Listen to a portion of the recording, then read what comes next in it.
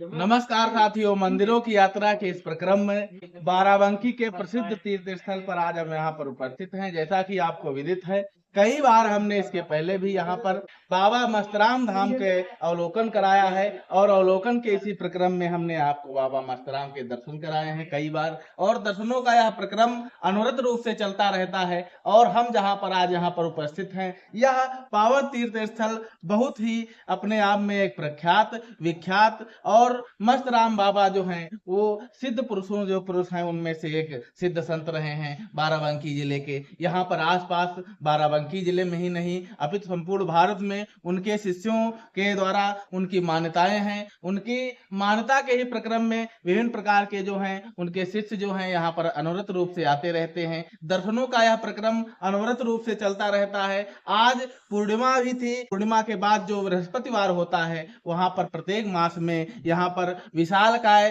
भंडारे का आयोजन किया जाता है और विशालकाय यज्ञ की विधि संपूर्ण होती है, यज्ञ किया जाता है। जैसा कि हम यहाँ पर मस्त राम बाबा आश्रम जो है वहां पर जिस मंदिर में यानी यहाँ पर खड़े हुए हैं, जिसका नाम है श्री गणेशाय नमः श्री व्यास निलयम यानी मंदिर में हम इस समय उपस्थित हैं, जैसा कि आप देख सकते हैं। और जिसके निर्माण की तिथि के साथ साथ इसमें जैसा कि हम देख पा रहे हैं, वेदों का जिन्होंने विभाजन किया, जिनके नाम से इसी कारण उनका नाम वेद व्यास पड़ा। जैसा कि विदित है, उन्होंने वेदों का विभाजन किया, वर्गीकरण किया, क्योंकि वेद ऐसा माना जाता है कि वेद जो है वो ईश्वर की वाणी है। प्रकृति में जो नियम उस समय उपस्थित थे और आज भी उपस्थित हैं, हमारे हजारों ऋषियों मुनियों ने, सनातन परंपरा के ऋषियों मुनियों ने उन नियमों का अध्ययन किया, उनके बारे में जानकारी प्राप्त की और उन जानकारी को यानी जो जिस पुस्तक में लिखा या जिन नियमों को लिखा गया वो इतने ज्यादा जटिल नियम हो गए कि सभी वेदों का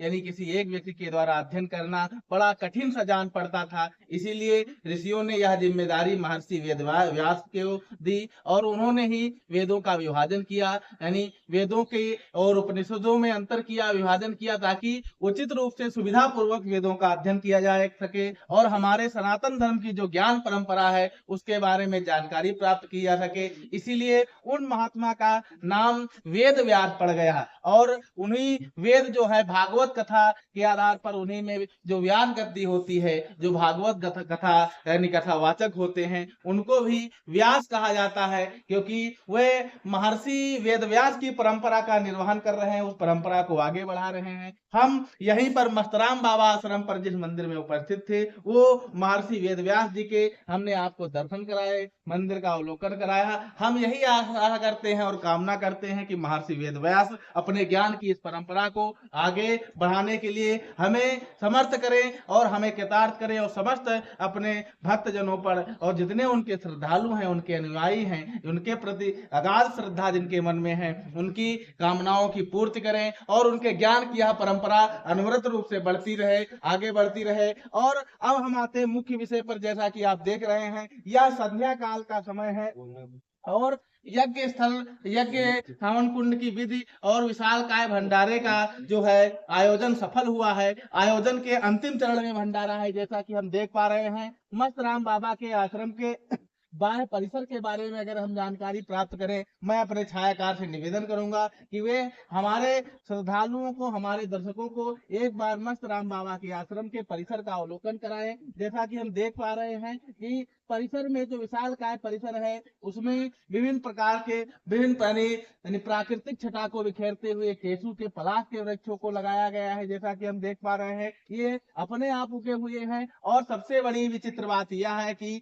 मंदिरों के निर्माण की प्रक्रिया में अंधाधुंध वृक्षों की कटाई यहाँ पर नहीं की गई है। वृक्षों का प्राकृतिक वनस्पतियां और वन्य जीवों की जो वनस्पतियां हैं, वन्य वनस्पतियां, उनको काटा नहीं गया है। जितना हो सका है उन्हें सुरक्षित रखने का प्रयास किया गया है। परिसर में एक बार और हम देखेंगे कि विभिन्न प्रकार की यानी मेले का समापन होने को है, लेकिन फिर भी कुछ दुकानें यहाँ पर अभी लगाई गई हैं, दुकानदारों के द्वारा दुकानें दिखाई दे रही हैं। और अगर आप आएंगे दोपहर के समय यानी किसी भी विशाल का यज्ञ हवन भंडारे में आएंगे तो लगभग 1 किलोमीटर तक आपको सिर्फ यानी श्रद्धालु ही दिखाई देंगे। या आप देखेंगे कि किस प्रकार से अनवरत रूप दर्शनों की इस प्रक्रिया में हमने आपको मंदिर के बाह्य परिसर का भी दर्शन करवाया और विभिन्न प्रकार हमने कई बार आपको यहाँ पर इस पावन तीर्थ का अवलोकन कराया है, दर्शन कराए हैं। आप लोगों का मंदिरों की यात्रा के इस प्रक्रम में हमारा साथ देने के लिए, कदम कदम पर हमारे प्रति अपना प्रेम प्रदर्शित करने के लिए